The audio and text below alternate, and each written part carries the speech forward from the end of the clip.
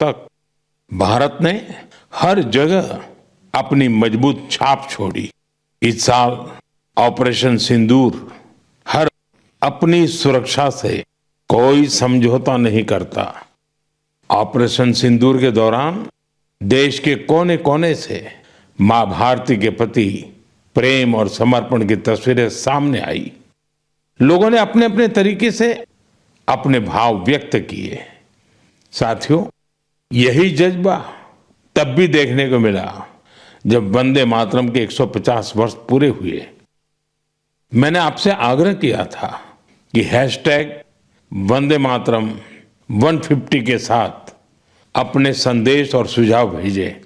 देशवासियों ने इस अभियान में बढ़ चढ़कर हिस्सा लिया। साथियों, 2025 खेल के लिहाज से भी एक यादगार साल रहा। हमारी पुरुष क्रिकेट टीम ने आईसीसी चैंपियंस ट्रॉफी जीती। महिला क्रिकेट टीम ने पहली बार विश्व कप अपने नाम किया।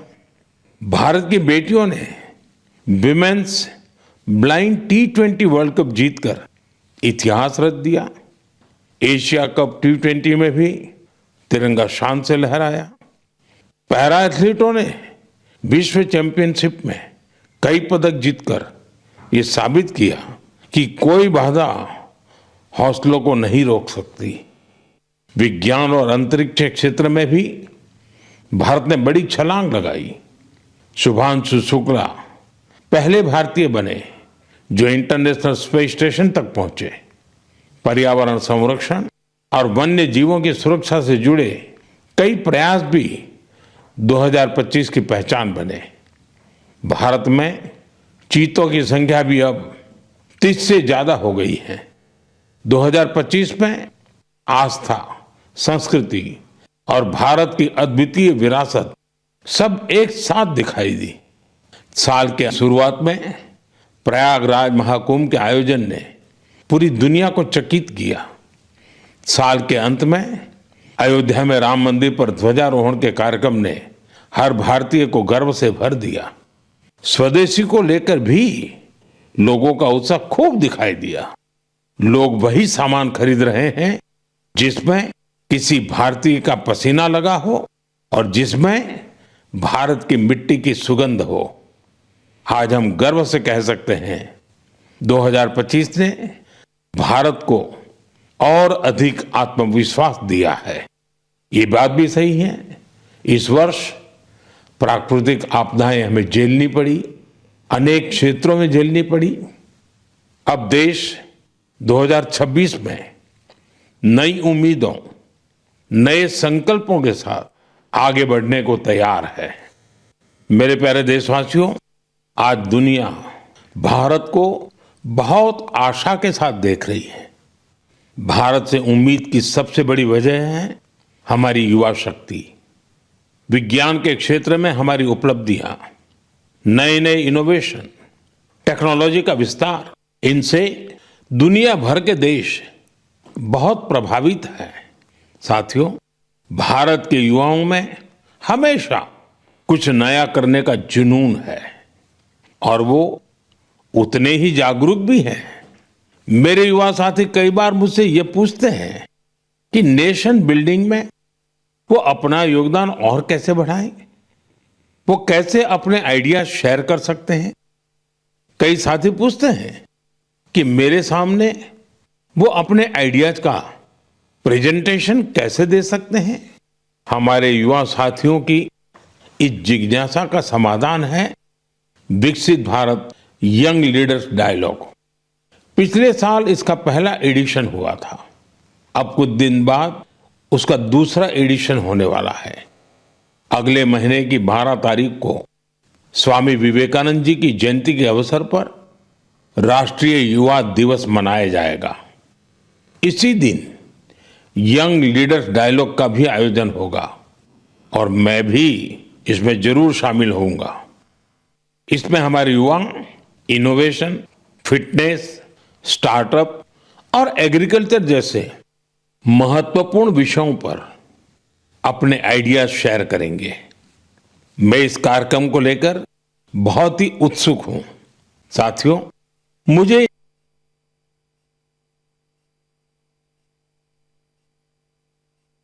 मुझे ये देखकर अच्छा लगा कि इस कार्यक्रम में हमारे युवाओं की भागीदारी बढ़ रही है।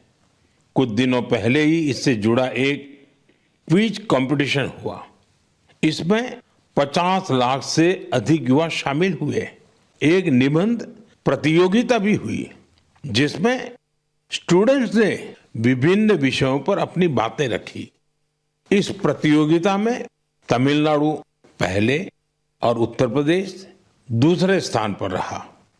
साथियों, आज देश के भीतर युवाओं को प्रतिभा दिखाने के नए नए अवसर मिल रहे हैं। ऐसे बहुत से प्लेटफॉर्म्स विकसित हो रहे हैं जहां युवा अपनी योग्यता और रुचि के अनुसार टैलेंट दिखा सकते हैं। ऐसा ही एक प्लेटफॉर्म है स्मार्ट इंडिया हैकेथॉन। एक और ऐसा माध्यम जहां आइडियाज एक्शन में बदलते हैं। साथियों, स्मार्ट इंडिया हैकेथॉन 2025 का समापन इसी महीने हुआ है। इस हैकेथॉन के दौरान 80 से अधिक सरकारी विभागों की 270 से ज्यादा समस्याओं पर स्टूडेंट्स ने काम किया। स्टूडेंट्स ने ऐसे सॉल्यूशन दिए जो रियल लाइफ चैलेंजेस से जुड़े थे, जैसे ट्रैफिक की समस्या है। इसे लेकर युवाओं ने स्मार्ट ट्रैफिक मैनेजमेंट से जुड़े बहुत ही इंटरेस्टिंग पर्सपेक्टिव शेयर किए। फाइनेंशियल फ्रॉड्स और डिजिटल एरेस जैसी चुनौतियों के समाधान पर भी युवाओं ने अपने आइडियाज सामने रखे। गांवों में डिजिटल बैंकिंग के लिए साइबर सिक्योरिटी फ्रेमवर्क पर सुझाव दिया। कई युवा एग्रीकल्चर सेक्टर की चुनौतियों के समाधान में जुटे रहे। साथियों, पिछले 7-8 साल में स्मार्ट इंडिया हैकेथॉन में 13 लाख से ज्यादा स्टूडेंट्स और 6,000 से ज्यादा इंस्टीट्यूट्स हिस्सा ले चुके हैं। युवाओं ने सैकड़ों प्रॉब्लम्स के सटीक सॉल्यूशंस भी दिए हैं। इस तरह के हैकेथॉन्स का आयोजन समय समय पर होता रहता है। मेरा अपने युवा साथियों से आग्रह है कि वे इन हैकेथॉन्स का हिस्सा जरूर बने। साथियों, आज का जीवन टेक ड्रिवन होता जा रहा है और जो परिवर्तन सदियों में आते थे, वो बदलाव हम कुछ वर्षों में होते देख रहे हैं। कई बार तो कुछ लोग चिंता जताते हैं कि रोबोट्स कहीं मनुष्य को ही ना रिप्लेस कर दें। ऐसे बदलते समय में ह्यूमन डेवलपमेंट के लिए अपनी जड़ों से जुड़े रहना बहुत जरूरी है। मुझे ये देखकर बहुत खुशी होती है कि हमारी अगली पीढ़ी अपनी संस्कृति की जड़ों को अच्छी तरह थाम रही है। नई सोच के साथ, नए तरीकों के साथ। साथियों, आपने इंडियन इंस्टीट्यूट ऑफ साइंस, उसका नाम तो जरूर सुना होगा। रिसर्च और इनोवेशन इस संस्थान की पहचान है। कुछ साल पहले वहां के कुछ छात्रों ने महसूस किया कि पढ़ाई और रिसर्च के बीच संगीत के लिए भी जगह होनी चाहिए। बस यहीं से एक छोटी सी म्यूजिक क्लास शुरू हुई। न बड़ा मंच, न कोई बड़ा बजट। धीरे धीरे ये पहल बढ़ती गई और आज इसे हम गीतांजलि IISC के नाम से जानते हैं। यह अब सिर्फ एक क्लास नहीं, कैंपस का सांस्कृतिक केंद्र है। यहाँ हिंदुस्तानी शास्त्रीय संगीत है, लोक परंपराएं हैं, शास्त्रीय विधाएं हैं। छात्र यहाँ साथ बैठकर रियाज करते हैं, प्रोफेसर साथ बैठते हैं, उनके परिवार भी जुड़ते हैं। आज 200 से ज्यादा लोग इससे जुड़े हैं और खास बात ये कि जो विदेश चले गए वो भी ऑनलाइन जुड़कर इस ग्रुप की डोर थामे हुए हैं। साथियों, अपनी जड़ों से जुड़े रहने के ये प्रयास सिर्फ भारत तक सीमित नहीं है। दुनिया के अलग अलग कोनों और वहां बसे भारतीय भी अपनी भूमिका निभा रहे हैं। एक और उदाहरण जो हमें देश से बाहर ले जाता है। ये जगह है दुबई। वहां रहने वाले कन्नड़ा परिवारों ने खुद से एक जरूरी सवाल पूछा। हमारे बच्चे टेक वर्ल्ड में आगे तो बढ़ रहे हैं, लेकिन कहीं वो अपनी भाषा से दूर तो नहीं हो रहे हैं। यहीं से जन्म हुआ कन्नड़ा पाठशाले का, एक ऐसा प्रयास जहां बच्चों को कन्नड़ा पढ़ना, सीखना, लिखना और बोलना सिखाया जाता है। आज इससे 1000 से ज्यादा बच्चे जुड़े हैं।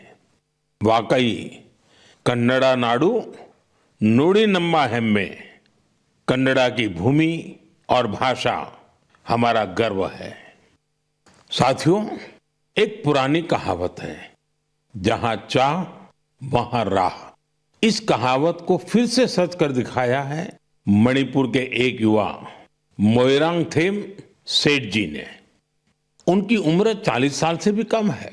श्रीमान मोइरांगथेम जी मणिपुर के जिस दूर सुदूर क्षेत्र में रहते थे, वहां बिजली की बड़ी समस्या थी। इस चुनौती से निपटने के लिए उन्होंने लोकल सॉल्यूशन पर जोर दिया और उन्हें ये सॉल्यूशन मिला सोलर पावर में। हमारे मणिपुर में वैसे भी सोलर एनर्जी पैदा करना आसान है, तो मोइरांगथेम जी ने सोलर पैनल लगाने का अभियान चलाया और इस अभियान की वजह से आज उनके क्षेत्र के सैकड़ों घरों में सोलर पावर पहुंच गई है। खास बात यह है कि उन्होंने सोलर पावर का उपयोग हेल्थ केयर और आजीविका को बेहतर बनाने के लिए किया है। आज उनके प्रयासों से मणिपुर में कई हेल्थ सेंटर्स को भी सोलर पावर मिल रही है। उनके इस काम से मणिपुर की नारी शक्ति को भी बहुत लाभ मिला है। स्थानीय मछुआरों और कलाकारों को भी इससे मदद मिली है। साथियों, आज सरकार पीएम सूर्यघर मुफ्त बिजली योजना के तहत हर लाभार्थी परिवार को सोलर पैनल लगाने के लिए करीब करीब 75 से 80 हजार रुपए दे रही है। मोइरांगथेम जी के ये प्रयास यूं तो व्यक्तिगत प्रयास है, लेकिन सोलर पावर से जुड़े हर अभियान को नई गति दे रहे हैं। मैं मन की बात के माध्यम से उन्हें अपनी शुभकामनाएं देता हूं। मेरे प्यारे देशवासियों, आइए अब जरा हम जम्मू कश्मीर की तरफ चलते हैं। जम्मू कश्मीर की सांस्कृतिक और ऐतिहासिक विरासत, उसकी एक ऐसी गाथा साझा करना चाहता हूं जो आपको गर्व से भर देगी। जम्मू कश्मीर के बारामूला में जेहनपोरा नाम की एक जगह है। वहां लोग बरसों से कुछ ऊंचे ऊंचे टीले देखते आ रहे थे। साधारण से टीले, किसी को नहीं पता था कि क्या है। फिर एक दिन आर्कियोलॉजिस्ट की नजर इन पर पड़ी। जब उन्होंने इस इलाके को ध्यान से देखना शुरू किया तो ये टीले कुछ अलग लगे। इसके बाद इन टीलों का वैज्ञानिक अध्ययन शुरू किया गया। ड्रोन के जरिए ऊपर से तस्वीरें ली गई, जमीन की मैपिंग की गई और फिर कुछ हैरान करने वाली बातें सामने आने लगी। पता चला ये टीले प्राकृतिक नहीं है, ये इंसान द्वारा बनाई गई किसी बड़ी इमारत के अवशेष है। इसी दौरान एक और दिलचस्प कड़ी जुड़ी। कश्मीर से हजारों किलोमीटर दूर फ्रांस के एक म्यूजियम के आर्काइव में एक पुराना धुंधला सा चित्र मिला। बारामूला के उस चित्र में 3 बौद्ध स्तूप नजर आ रहे थे। यहीं से समय ने करवट ली और कश्मीर का एक गौरवशाली अतीत हमारे सामने आया। ये करीब 2000 साल पुराना इतिहास है। कश्मीर के जहनपोरा का ये बौद्ध परिसर हमें याद दिलाता है कश्मीर का अतीत क्या था, उसकी पहचान कितनी समृद्ध थी। मेरे प्यारे देशवासियों, अब मैं आपसे भारत से हजारों किलोमीटर दूर एक ऐसे प्रयास की बात करना चाहता हूं जो दिल को छू लेने वाला है। फिजी में भारतीय भाषा और संस्कृति के प्रसार के लिए एक सराहनीय पहल हो रही है। वहां की नई पीढ़ी को तमिल भाषा से जोड़ने के लिए कई स्तरों पर लगातार प्रयास किए जा रहे हैं। पिछले महीने फिजी के राकी राकी इलाके में वहां के एक स्कूल में पहली बार तमिल दिवस मनाया गया। उस दिन बच्चों को एक ऐसा मंच मिला जहां उन्होंने अपनी भाषा पर खुले दिल से गौरव व्यक्त किया। बच्चों ने तमिल में कविताएं सुनाई, भाषण दिए और अपनी संस्कृति को पूरे आत्मविश्वास के साथ मंच पर उतारा। साथियों, देश के भीतर भी तमिल भाषा के प्रचार के लिए लगातार काम हो रहा है।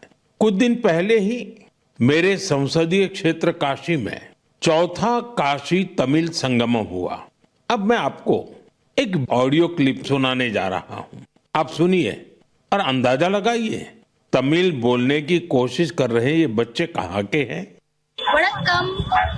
பாரத் அரசங்கத்தல் ஓரி பாரதம் உன்னத பாரதம் நடத்தப்பட்ட காசி தமிழ் சங்கமம் 4 தமிழ் கற்போம் நான் ரொம்ப கார்க்கே உதாரணத்துக்கு ஏன் தமிழில் इंट्रोडक्शन कासियोड़ भूमिल नानु पायल पटेल और सुपिंस इंटर कॉलेज की मानवी अनेवरकुम येन वड़क्कम।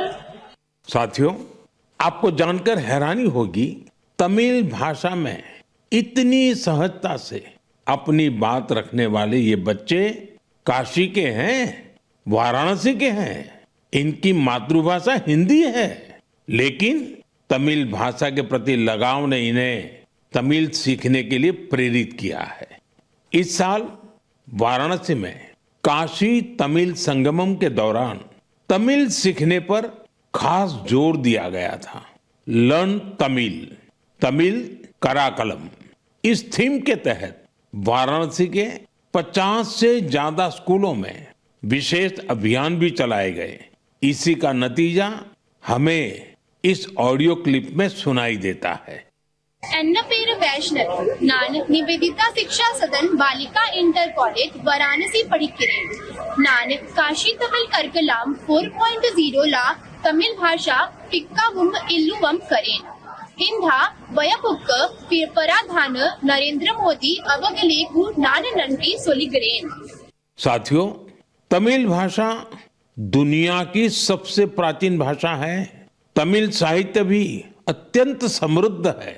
मैंने मन की बात में काशी तमिल संगमम में भाग लेने का आग्रह किया था। मुझे खुशी है कि आज देश के दूसरे हिस्सों में भी बच्चों और युवाओं के बीच तमिल भाषा को लेकर नया आकर्षण दिख रहा है। यही भाषा की ताकत है, यही भारत की एकता है। साथियों, अगले महीने हम देश का 77वां गणतंत्र दिवस मनाएंगे। जब भी ऐसे अवसर आते हैं तो हमारा मन स्वतंत्रता सेनानियों और संविधान निर्माताओं के प्रति कृतज्ञता के भाव से भर जाता है। हमारे देश ने आजादी पाने के लिए लंबा संघर्ष किया है। आजादी के आंदोलन में देश के हर हिस्से के लोगों ने अपना योगदान दिया है, लेकिन दुर्भाग्य से आजादी के अनेकों नायक नायिकाओं को वो सम्मान नहीं मिला जो उन्हें मिलना चाहिए था। ऐसी ही एक स्वतंत्रता सेनानी है ओडिशा की पार्वती गिरी जी। जनवरी 2026 में उनकी जन्म शताब्दी मनाई जाएगी। उन्होंने 16 वर्ष की आयु में भारत छोड़ो आंदोलन में हिस्सा लिया था। साथियों, आजादी के आंदोलन के बाद पार्वती गिरी जी ने अपना जीवन समाज सेवा और जनजातीय कल्याण को समर्पित कर दिया था। उन्होंने कई अनाथालयों की स्थापना की। उनका प्रेरक जीवन हर पीढ़ी का मार्गदर्शन करता रहेगा। मैं पार्वती गिरी जी को श्रद्धांजलि अर्पण करूं छी। साथियों, ये हमारा दायित्व है कि हम अपनी विरासत को न भूलें। हम आजादी दिलाने वाले नायक नायिकाओं की महान गाथा को अगली पीढ़ी तक पहुंचाए। आपको याद होगा, जब हमारी आजादी के 75 वर्ष हुए थे, तब सरकार ने एक विशेष वेबसाइट तैयार की थी। इसमें एक विभाग अनसंग हीरोज को समर्पित किया गया था। आज भी आप इस वेबसाइट पर विजिट करके उन महान विभूतियों के बारे में जान सकते हैं जिनकी देश को आजादी दिलाने में बहुत बड़ी भूमिका रही है। मेरे प्यारे देशवासियों, मन की बात के जरिए हमें समाज की भलाई से जुड़े महत्वपूर्ण विषयों पर चर्चा करने का एक बहुत अच्छा अवसर मिलता है। आज मैं एक ऐसे मुद्दे पर बात करना चाहता हूं जो हम सभी के लिए चिंता का विषय बन गया है। ICMR यानी Indian council of medical research ने हाल ही में एक रिपोर्ट जारी की है। इसमें बताया गया है कि निमोनिया और UTI जैसी कई बीमारियों के खिलाफ एंटीबायोटिक दवाएं कमजोर साबित हो रही है। हम सभी के लिए यह बहुत ही चिंताजनक है। रिपोर्ट के मुताबिक इसका एक बड़ा कारण लोगों द्वारा बिना सोचे समझे एंटीबायोटिक दवाओं का सेवन है। एंटीबायोटिक ऐसी दवाएं नहीं हैं जिन्हें यूं ही ले लिया जाए। इनका इस्तेमाल डॉक्टर की सलाह से ही करना चाहिए। आजकल लोग यह मानने लगे हैं कि बस एक गोली ले लो, हर तकलीफ दूर हो जाएगी। यही वजह है कि बीमारियां और संक्रमण इन एंटीबायोटिक दवाओं पर भारी पड़ रहे हैं।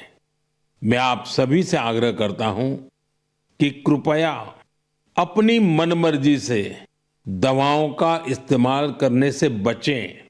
एंटीबायोटिक दवाओं के मामले में तो इस बात का ध्यान रखना बहुत जरूरी है। मैं तो यही कहूंगा, मेडिसिन्स के लिए गाइडेंस और एंटीबायोटिक्स के लिए डॉक्टर्स की जरूरत है।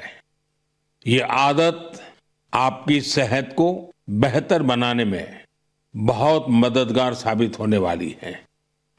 मेरे प्यारे देशवासियों, हमारी पारंपरिक कलाएं समाज को सशक्त करने के साथ ही लोगों की आर्थिक प्रगति का भी बड़ा माध्यम बन रही है।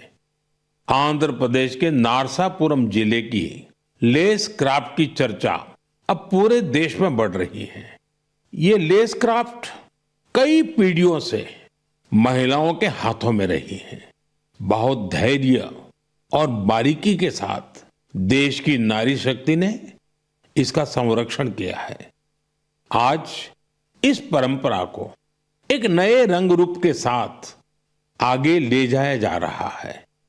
आंध्र प्रदेश सरकार और नाबार्ड मिलकर कारीगरों को नए डिजाइन सिखा रहे हैं, बेहतर स्किल ट्रेनिंग दे रहे हैं और नए बाजार से जोड़ रहे हैं। नारसापुरम लेस को GI टैग भी मिला है। आज इससे 500 से ज्यादा प्रोडक्ट्स बन रहे हैं और 250 से ज्यादा गांवों में करीब करीब 1 लाख महिलाओं को इससे काम मिल रहा है। साथियों, मन की बात ऐसे लोगों को सामने लाने का भी मंच है जो अपने परिश्रम से ना सिर्फ पारंपरिक कलाओं को आगे बढ़ा रहे हैं बल्कि इससे स्थानीय लोगों को सशक्त भी कर रहे हैं। मणिपुर के चुराचांदपुर में मार्गरेट राम थारसी MG, उनके प्रयास ऐसे ही हैं। उन्होंने मणिपुर के पारंपरिक उत्पादों को, वहां के हैंडीक्राफ्ट को, बांस और लकड़ी से बनी चीजों को एक बड़े विजन के साथ देखा और इसी विजन के कारण वो एक हैंडीक्राफ्ट आर्टिस्ट से लोगों के जीवन को बदलने का माध्यम बन गई। आज मार्गरेट जी की यूनिट, उसमें 50 से ज्यादा आर्टिस्ट काम कर रहे हैं और उन्होंने अपनी मेहनत से दिल्ली समेत देश के कई राज्यों में अपने प्रोडक्ट्स का एक मार्केट भी डेवलप किया है। साथियों, मणिपुर से ही एक और उदाहरण सेनापति जिले की रहने वाली चोखोने क्रिचेना जी का है। उनका पूरा परिवार परंपरा